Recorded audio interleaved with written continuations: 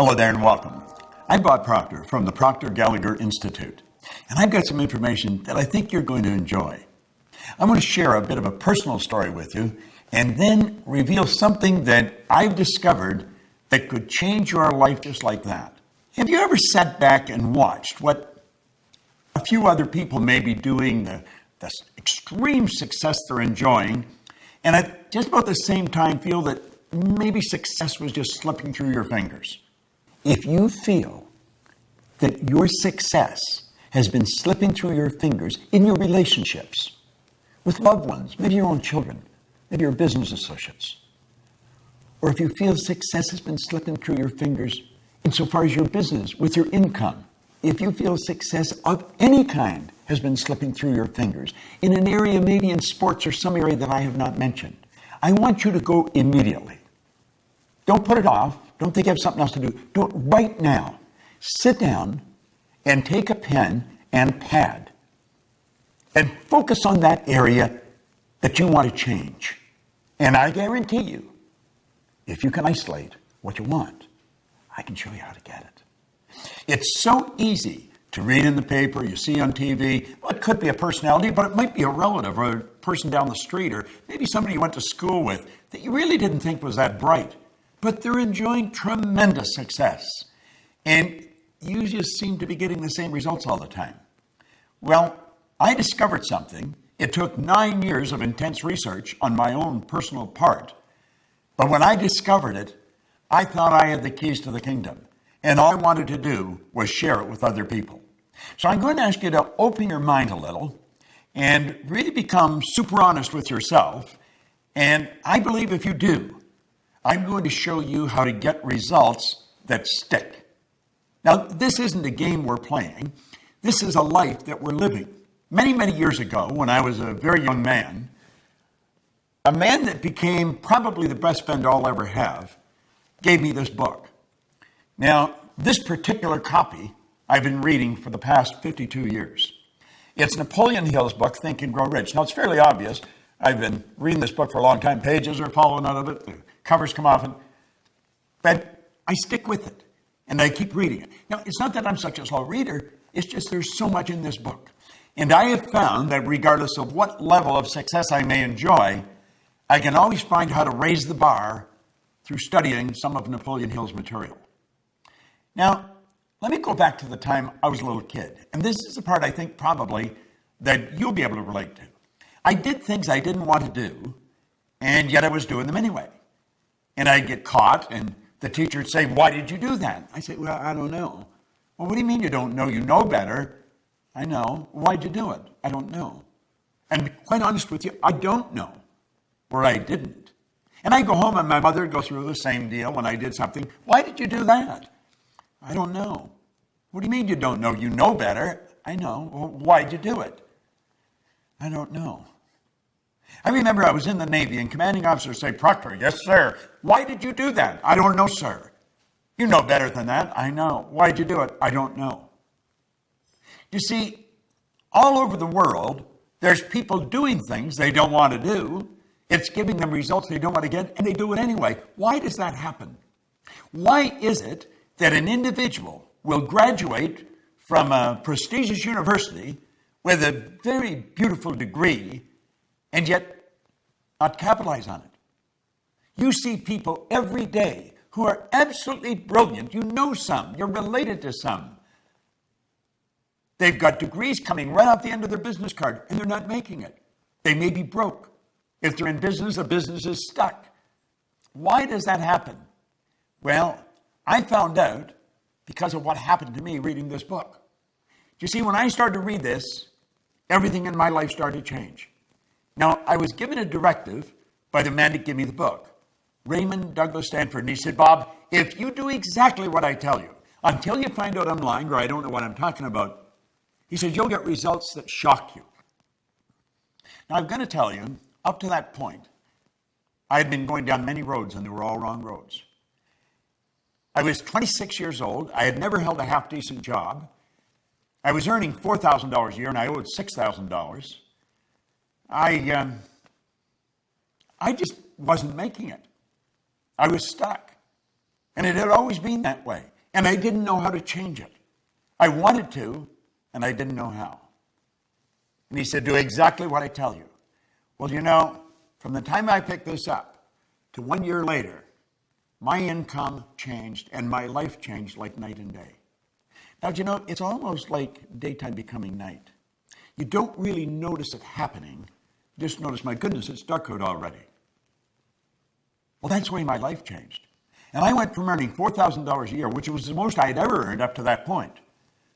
And I took it up to $175,000 a year. Now, you may be wondering, what was I doing? Because I'm going way back to 1961. I found out that it really doesn't matter what you're doing. Well, it does, but for the most part, it doesn't. What matters is how you're doing it. You see, when I read that book, I set a goal. I wanted to have $25,000. I gave myself a decade to do it. I really didn't believe it would happen. And I started cleaning floors on the side after my normal job, just to make a couple extra dollars. I ended up cleaning floors in Toronto, Montreal, Boston, Cleveland, Atlanta, London, England. My income shot up to over $5 million. And I didn't know what I was doing. I had to figure it out. And I sat down and I started to think, what happened? I had been raised to believe much the same as you've been raised to believe. If you're going to earn a lot of money, you've got to be really smart. But you know something? I knew I wasn't very smart. And I'm not putting myself down. I just knew I wasn't very smart. But I was earning a lot of money. Now, I'd also been raised to believe if you're going to have a good job or get a good position, you've got to have a good formal education, go to school to get a degree. I didn't go to school. I got kicked out of school after 2 months in high school. Now, I was happy about it, but so were they. See, I was really a misguided kid. I didn't have any formal education. I didn't have a good position. I owned the company. Now, you've got to admit, that would cause any thinking person to be a little confused. And I couldn't figure out what happened, but I wanted to know. I wasn't satisfied just with the fact that I was winning. I wanted to know why I was winning. And so I began to study. And I have never stopped. Now, one thing led to another, and I ended up walking away from my own company and taking a job. I took cut from income from a few $100,000 a year to $18,000 a year. In 1968, I went to work for the Nightingale-Conant Corporation. Now, Earl Nightingale and Lloyd Conant became my personal mentors. And of course, because of my association with them, I became exposed to some absolute giants in the area of personal growth. Now, this is a way back when personal growth as an industry was really just beginning to start. I was selling records when I got into this business, long-playing records. But I never stopped studying, and one thing led to the other, and I finally got the dots to connect. And when I got it connect, it was so obvious I was missing it. I want you to let your head represent your mind. Now, first of all, nobody's ever seen the mind. Mind is activity. Mind is not a thing. Your brain is not your mind. Your brain is an electronic switching station that alters the vibration you're in. And the vibration you're in dictates what you attract, but that's another subject. I want you to let the top half of your head represent the conscious mind, the bottom half represent the subconscious mind. Now, it's the conscious mind that school focuses on. That's where we gather all the information. If I could show you a graphic, you would see the conscious mind loaded with books, and the subconscious mind has a paradigm locked up in it. Now think of that for a moment. Do you know that your paradigm controls your vibration, it controls what you attract, and it also controls what you do? It literally controls your behavior. If you look outside at your results are nothing but the manifestation of your paradigm. And when you go to change your paradigm, which is something you must do if you want to change results, I'm going to tell you, you're in for the battle of your life. Paradigms do not want to be changed. There's an old saying, I've heard it many times over the years, habits die hard. So you have to ask yourself, what is a paradigm? A paradigm is a multitude of habits. They're ideas that are fixed in your subconscious mind, and when all brought together, they're called paradigms. So the paradigm is like a cybernetic mechanism. It's a control system in your subconscious mind. And the wisest among us sometimes do not understand that. So they don't understand how to change it. You see, unfortunately, school doesn't teach this to us. If you're having trouble in school, they tell you study some more. And so you pile some more information. But that doesn't change the behavior. If the teachers, if the parents only understood The report card is a reflection of the paradigm, not a reflection of the information that that student has gathered. If the sales manager only understood that the sales sheet is a reflection of the salesperson's paradigm, not what they know about selling. You see, people will study selling. They'll study practice and presentations. They study overcoming objections, and they study closing. And they get it right down to a science. But when they get in front of a prospect, the paradigm takes over. Well, you see, when I learned this, I thought I had made a breakthrough, and I had. But it was much bigger than I thought. I went into companies and I started to show the companies how paradigms was controlling the productivity in that company, regardless of the size. And one of the first large contracts I had was with the Prudential of America, and almost simultaneously with the Metropolitan Life Insurance Company. They are the two largest insurance companies in the world. And I was showing the agents how to change paradigms. And you know, their sales went up by hundreds of millions of dollars. And I'm not exaggerating. This is all documented. I'm not making up some funny story. This is on the books of the Prudential of America. One retired VP said he thought that Proctor raised the sales by $1 billion. Now, I worked all throughout the company. I've worked with companies all over the world, showing the employees how to alter the paradigm. See, employees are the most important thing to a company. Now, companies don't always seem to recognize that. They spend a lot of money on systems, on buildings, on brick and mortar, and on things. The next time you go into a hotel, think of this. If we took all the staff out of a hotel, from the chambermaid to the general manager, you wouldn't have a hotel any longer. You just have a brick and mortar edifice, a building full of stuff. You see, the hotel is the people. I was recently staying in the Ritz-Carlton Hotel. If you ask an employee where something is, they don't tell you, they show you. They have a motto: we are ladies and gentlemen serving ladies and gentlemen. Well, I want you to stop and really think of your results. And then ask yourself, do I know how to get better results? Oh, you do. I'm talking about from relationships to selling to building your business. If you feel, and without any formal education, without any real business experience, I built a pretty successful company. And I have been building successful companies and helping companies change, build bigger companies for 46 years now. There might be one or two people that are still alive that have been out longer than me. You see, I'm going to be 80 on my next birthday. But you want to know something? I got as much energy as a person in their 30s or 40s. And I'm going to tell you why. I understand who I am. I understand how to express the higher side of my own personality. See, we don't get energy, we release energy. And desire is the triggering mechanism to release the energy. Well, I can show you. I can show you how to alter the paradigm. I'll help you understand how it was built, because it's genetic. It was started right at the moment of conception, when all of mom's DNA and all dad's DNA came together and formed the nucleus of you. And then 280 days later, you made your great debut on this planet, and you were programmed environmentally. I'm going to show you how to change it. I'm going to show you how to take the knowledge you've already got and compound your results. Turning your annual income to a monthly income, it's doable. I can show you how to do it. I'm not exaggerating, not even a bit. It's shocking when you stop and think about what you're capable of doing. Edison one time said, if we all did what we were capable of, we would astonish ourselves. You know something? I think it's time we started to astonish ourselves. See, at the Proctor Gallagher Institute, we give you information that produces results that stick.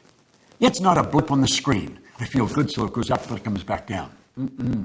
We're going to show you how to change that automatic pilot that's lodged in your subconscious mind. We're going to show you how to alter that paradigm and how to consciously and deliberately build the paradigm that will produce the results automatic that you seriously want.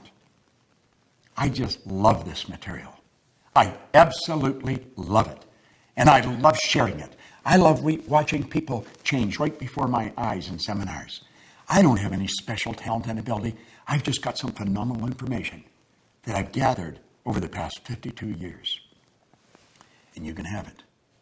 If success has been slipping through your fingers, you can stop it right now. And you can produce the results you want, results that stick. This is Bob Proctor. Thank you.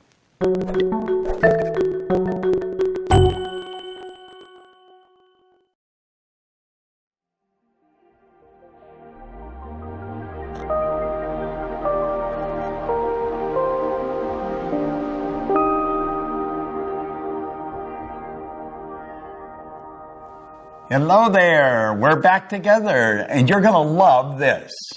Now, I'm betting that you really liked paradigms. I remember when I first discovered that, I thought I was the only one that knew it. It's such a neat idea. Now we understand why we're not doing what we already know how to do. Now let me ask you something really important. Are you, or maybe a loved one, a family member, somebody that you're very close with, leaving your dreams on the table, insofar as your money is concerned, or maybe the travel you'd like to do, or relationships that you want to develop, or the health that you really, really, truly want to enjoy, or maybe even your love affair. You're missing it. The dream has escaped you. How would you like to know a formula that's as exact, it's exact as mathematics on how to get what you want? See, most people are really extras in their own movie. They look at somebody else and they think, wow, if only I could do that. Well, let me let you in on a secret. You can do that if that's what you want to do. I'm betting that is probably not what you want to do. That's what they want to do. And you know something? If they're doing what they want, you can do what you want, and I can do what I want. See, we're all working with the same mental faculties. We're all working with the same power, and we're all working with the same laws. So it's a matter of understanding how to set and how to achieve goals. Have you ever been really ready to do something and you were scared stiff, and so you backed away and left it back on the table? I know I've been like that. I know a lot of people are like that. Well, if you've done that in the past, or a loved one, you can share this with them. And I would suggest that you do invite some friends in and share this with them, and then sit around as a group and openly and very transparently discuss these hang-ups that we've got, because we've all got them. You're not the only one with them. Now let's stop and think about goals. You know, Thoreau was quite a guy. He said, if a person will advance confidently in the direction of their dream and just endeavor, in other words, you only have to give it your best shot, endeavor to live the life that you've imagined. Do you know what's going to happen? He said you'll meet with success unexpected in common hours. You'll be on your way downtown to do some shopping, and you'll think, I did it. I actually did it. I reached the goal. Do you know the beautiful part about working with goal setting and goal achieving with the right rules by law? That's exactly what happens. You reach the goal and you're motoring at such a speed and having so much fun, you get past it before you realize you've already done it. You're probably off to the next one. Do you know what it is? It's a habitual way to live a creative life that's fulfilling, that really leaves you inside like you've got something. Now, I refer to the system that we use in the Proctor Gallagher Institute. I refer to it as the ABC of goals. Now, you'd say, well, this looks pretty elementary. Well, I'm going to let you in on a secret. It is very elementary. It's just that most people never really learn it.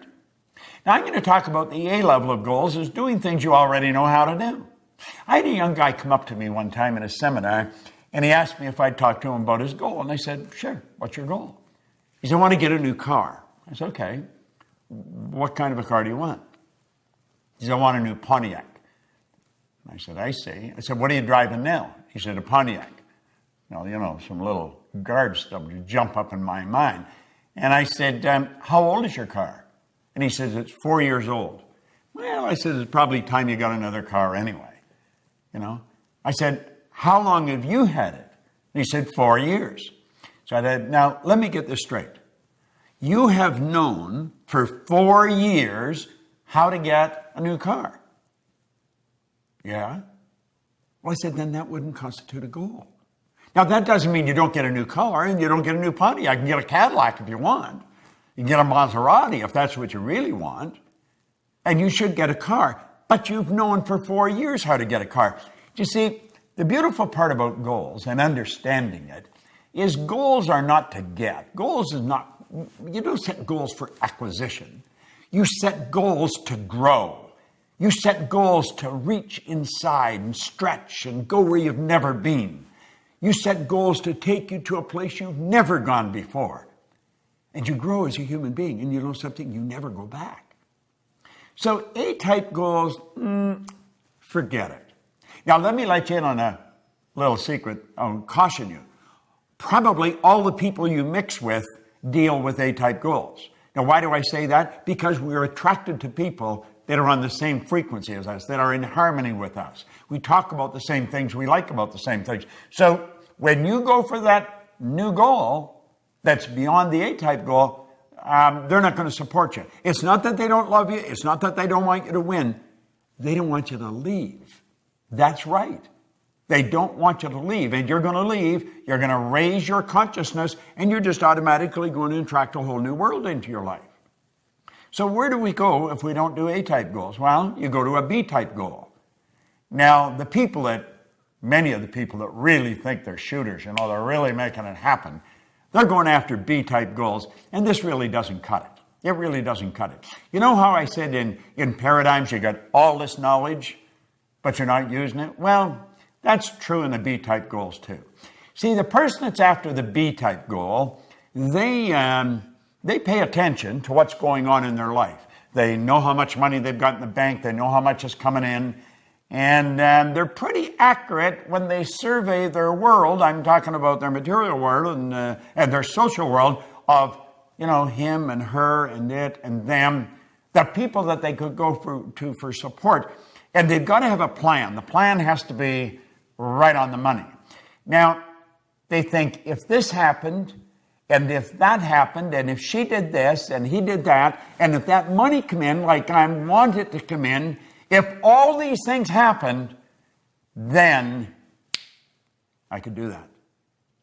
And so reluctantly, we say, that's the goal. And you'd say, well, is that really the right goal? No. Why not? Well, because you see, you already see how it's going to happen. So in that respect, it's much like an A-type goal.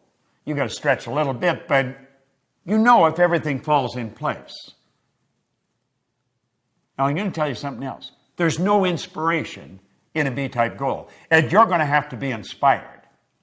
But you don't get inspired going after a B-type goal. And your old buddies, the A-type people that you're always with, they're not going to support you because they don't want you to leave. So we got no support, and we've got no inspiration.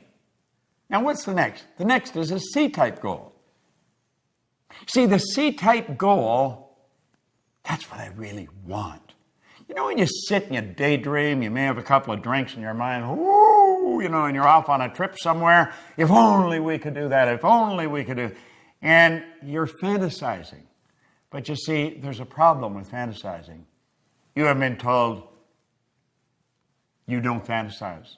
That's not being realistic. It's totally illogical to think that you could do that. Well, that's pretty interesting, It really is pretty interesting. Because if you go back and you study in history and you take a look at the people that have really made their mark, they've been ordinary Johns and Marys who have done something that changed the entire world. Now, you'll often hear people say, well, one person can't change the world. I'm going to tell you something. One person changed my world. And I'll lay you odds, you get locked into this and you share it, and they're going to say you've changed their world. See, we've got to be able to get beyond that barrier of logic. We've got to break through that paradigm. That line that separates us from what we want? It's a paradigm. That's all it is.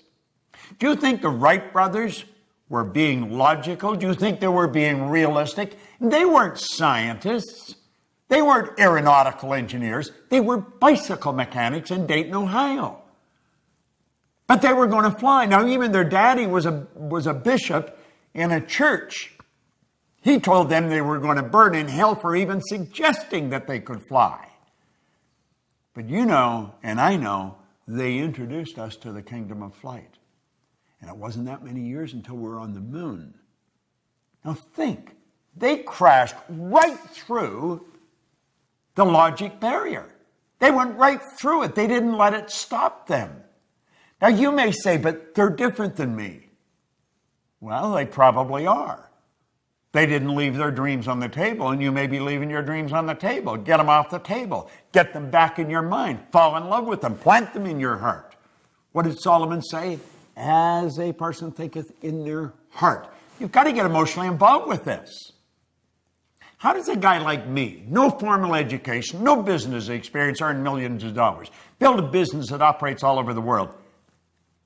I do it because I don't let logic stop me. I'm not afraid of losing. Now think, what do you really want? Go lay under a tree somewhere. Don't even talk to anybody. Let your mind wander. Let it take off. Go to the land of imagination. Think about it. Let your mind wander. Go right through the terror barrier that we call logic. I'm going to teach you something about the terror barrier later, but I want you to stop and think of what you want. I had the very good fortune of working with Sir Edmund Hillary. Now, you might not even know who he is, although he hasn't been gone very long. He is the guy that was the first person to stand on top of the world. He was the very first man to stand on the top of Mount Everest, along with Tenzing Norgay, his Sherpa guide. So you know the beautiful thing about them, this little side deal, neither one of them would say who got there first. Tenzing Norgay didn't say. Edmund Hillary didn't say. But they were the first, Hillary and his Sherpa guide. Now, Ed Hillary was a beekeeper from New Zealand. He was a beekeeper down in Auckland, New Zealand. Where did he get the idea that he could do something that has never been done before? People died. There's people encased in ice up there. They're never coming down. They've tried to do this. They had been trying to do this for centuries. Just like the Wright brothers, there's people trying to fly for centuries. But you know the strange thing about it? Ed Hillary went up there in 1951. He failed. He went back in 52. He failed. Now, there's people around him saying, you've got to be out of your mind going back there. You're going to kill yourself. But in 1953, he stood on top of the world. Now, I had the pleasure of working with him on a couple of occasions, and the only difference in Ed Hillary and myself that I could see was in his size. He was a big man. You say, but I'm not like Hillary, and I'm not like the Wright brothers. You're exactly like them. You're exactly like them. There's a spiritual power within you that's perfect. Your spiritual DNA is perfect, and it's forever seeking expression with and through you. That's why you want things. Don't throw your wants. Don't leave your wants on the table. For goodness sake, take a run at it. Go sit down at that table. Get a pad and a pen out and start thinking, what do I really want? I want to be financially independent. That's something all thinking people want. I'm going to tell you something. When you have no money problems, you'll be amazed how much free time you have. You see, in this program, we talk about wants. We're not talking about what we think we can do, and we're not talking about what we've done in the past. We're talking about where we're going, what we're going to do. What do you want? I guarantee you, if you can describe it, if you can see it in your head, you can hold it in your hand. That's exactly the way it works. Napoleon Hill, my mentor, he said, anything the mind can conceive and believe, it can achieve. Now, you may not believe you can. I guarantee you stick with us and you keep studying what I'm sharing with you, and you'll change your beliefs. See, I found out that was one of the keys in my success. I changed my belief. See, our belief system is based upon our evaluation of something. And frequently, if we reevaluate a situation, our belief about that situation will change. There's a 3-step process for goal setting and achieving. It's fantasy, theory, fact. You've got to build the fantasy. And it's okay to say that it's just a fantasy. That's where everything starts. That's where your clothes started. You probably have synthetic fibers on. We didn't always know how to do that. The building you're in, the air conditioning, the heating system, your cell phone, your computer. The fact that I can shoot this here and you can sit there and watch it. We weren't always able to do this. Somebody fantasized. And then they turned their fantasy into a theory. See, they went from using their imagination and they began to use their reasoning factor, and they started to add thoughts to it. And they started to bring it together. And they started to give it some serious thought. It's like Hillary said, I bet I can get to the top of that mountain. Everybody's saying they're crazy. But they didn't know what he could see. He could see what they couldn't see. The Wright brothers. One was saying to the other, I see it, brother, I see it, I see us up there. And when they got up, they were only up for 14 seconds.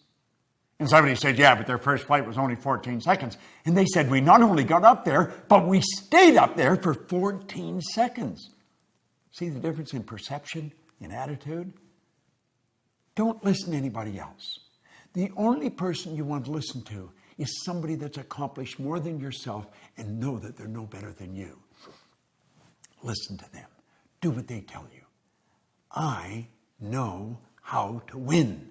If you can build the fantasy and you can turn it into theory, I guarantee you it'll turn into a fact. You hold the idea in your mind and it must manifest in form. That is an absolute law. The wealthiest man in the world in 1908 really started this movement that we are talking about today.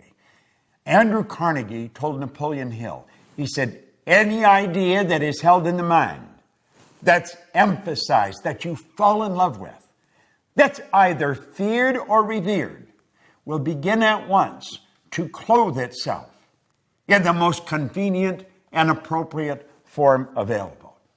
Now, I want to share something that a lady come up on an airplane and give to me. She said, your materials really helped me.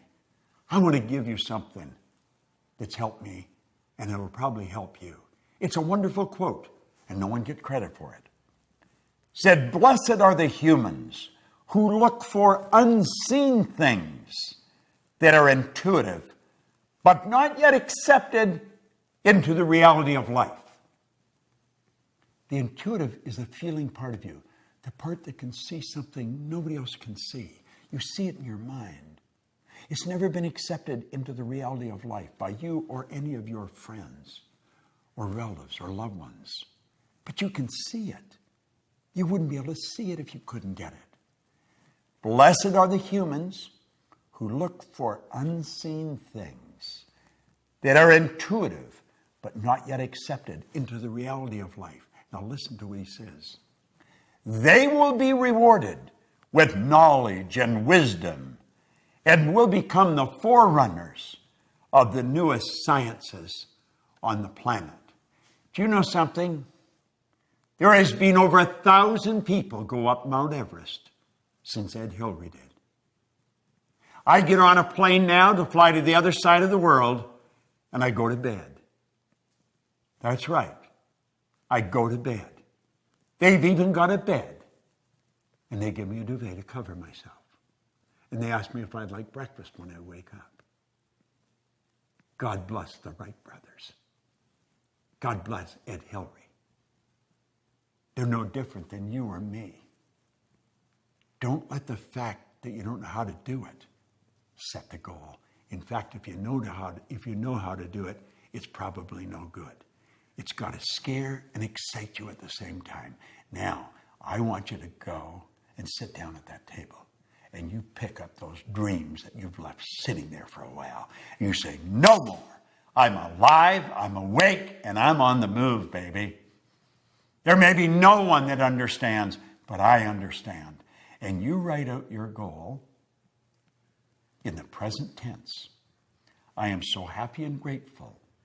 Now that, and describe it. And I'm going to come back, and I'm going to share something with you that most people never know. I'm going to teach you about the terror barrier. And when you get that, along with the paradigms in this one, I'm going to tell you, baby, you got results that stick. Don't let it slip through your fingers. Don't leave it on the table. Claim it. It's yours. This is Bob Proctor. Thank you.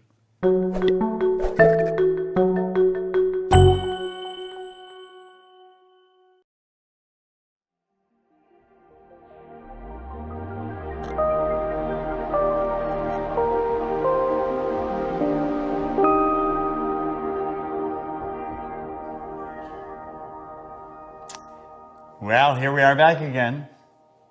Now we've got some understanding of what paradigms are. We know that if you know how to get to where you're going, you're probably going in the wrong direction. You're not going after what you want. See, the beautiful thing about goals is that it's a forever, never-ending experience. You're going on a journey. You're always going where you've never been. That's what life is about. Life is an exciting adventure. It should never be a bore. And it can be, but only if you follow the right rules. Now, I'm betting that you went and sat down again at the table and you picked up your dream and you've itemized it. I am so happy and grateful now that. Now that you've done that, there's a little internal war going to start going on. Because you see, the paradigm is there in your subconscious mind. It controls your vibration, therefore it controls your actions. Now, there was a doctor, I'm going to digress for a moment, and I'm going to share something with you that I consider the most phenomenal idea that I have ever learned. I had been studying this material for a good 9 years, trying to figure out, why was I winning? I was winning, but I didn't know why.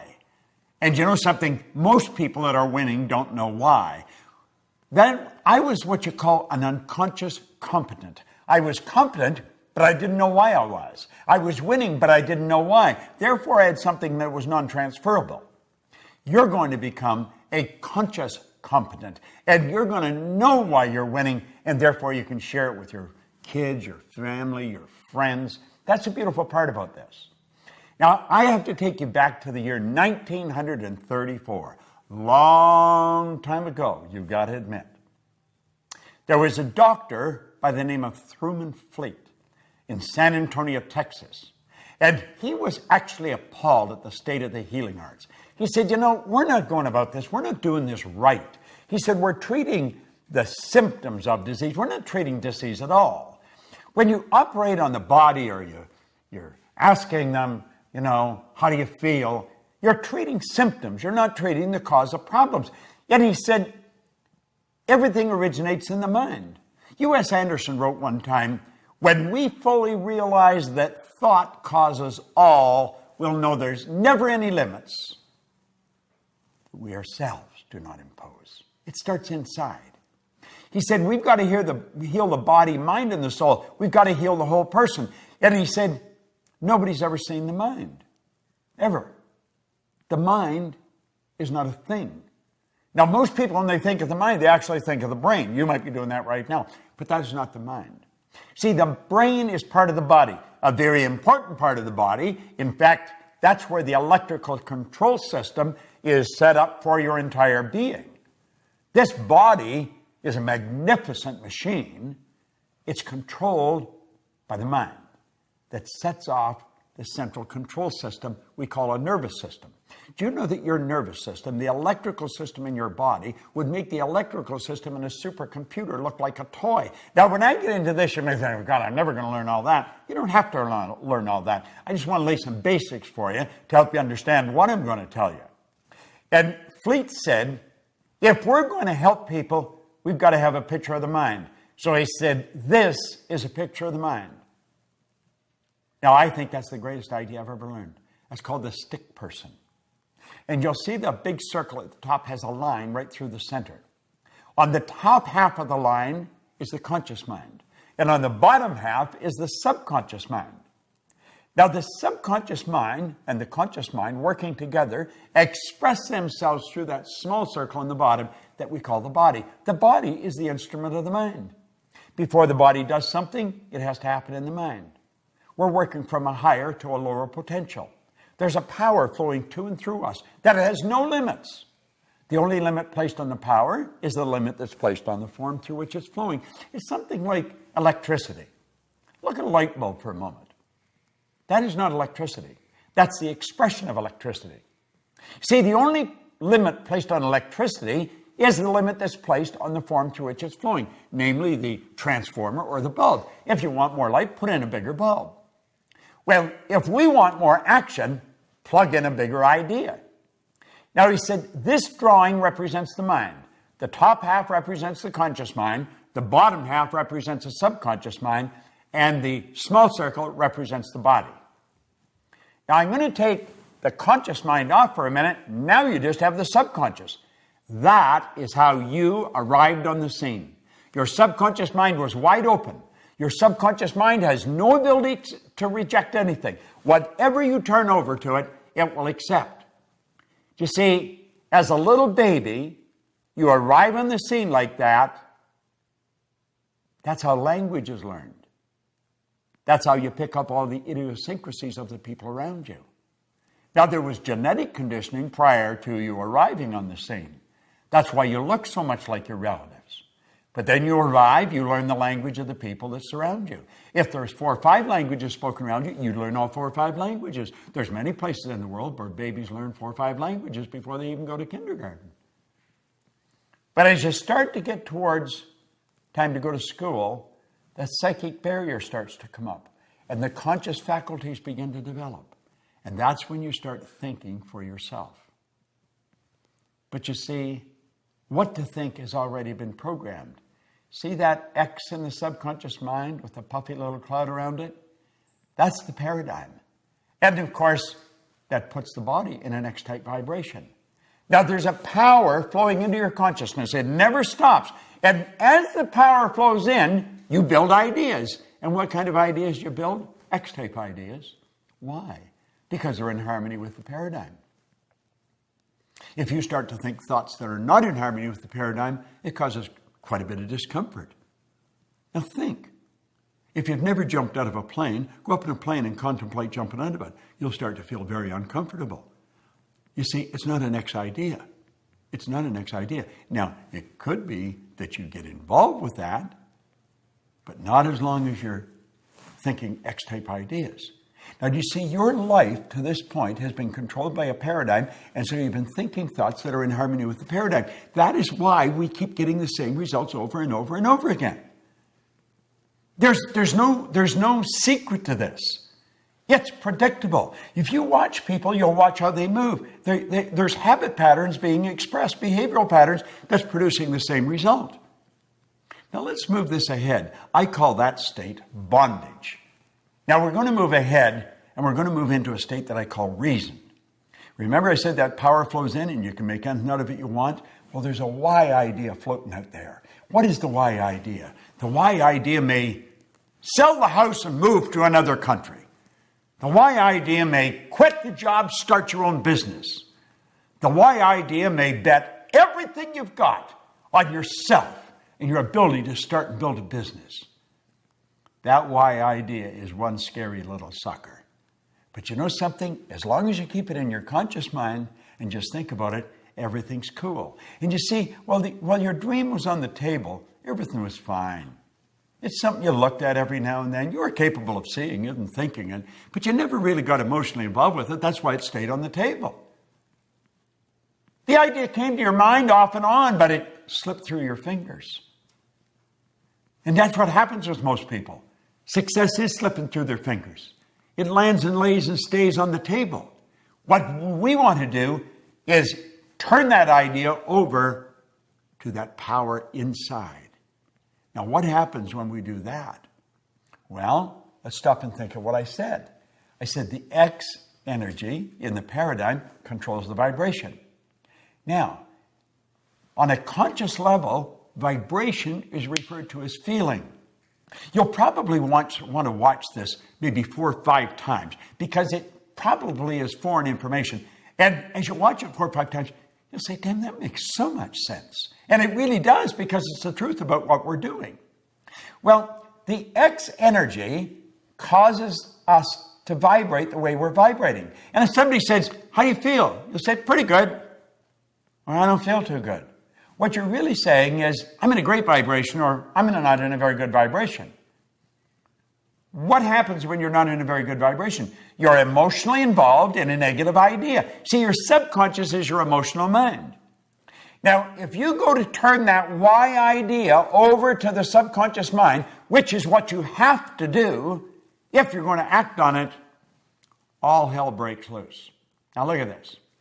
When you do that, when you take the why idea and you turn it over, you're going to find that worry, fear, anxiety strike, bang!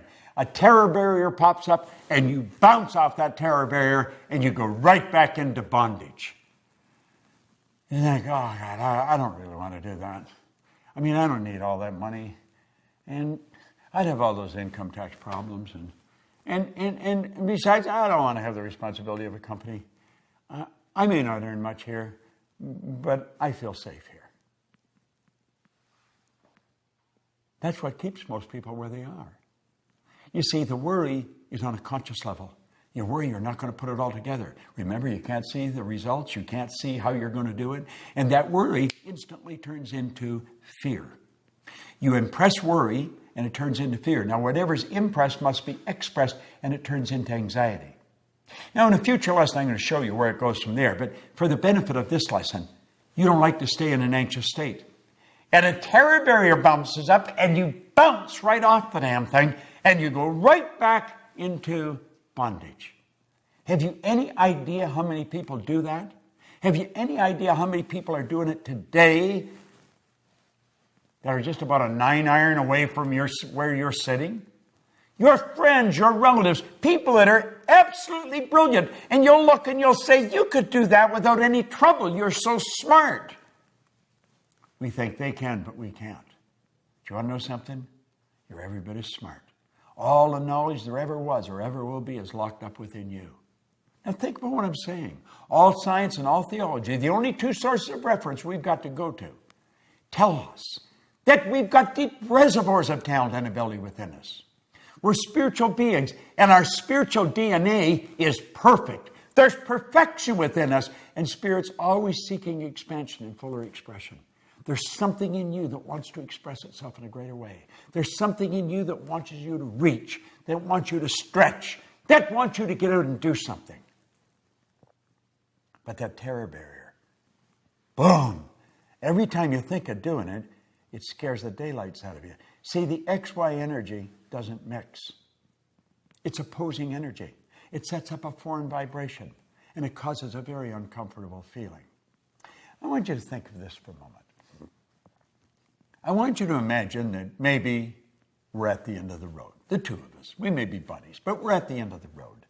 Now, you know when you get to the end of the road, if you're here for a long time, you could end up where your mind is as sharp as a tack, but the body just isn't cutting it.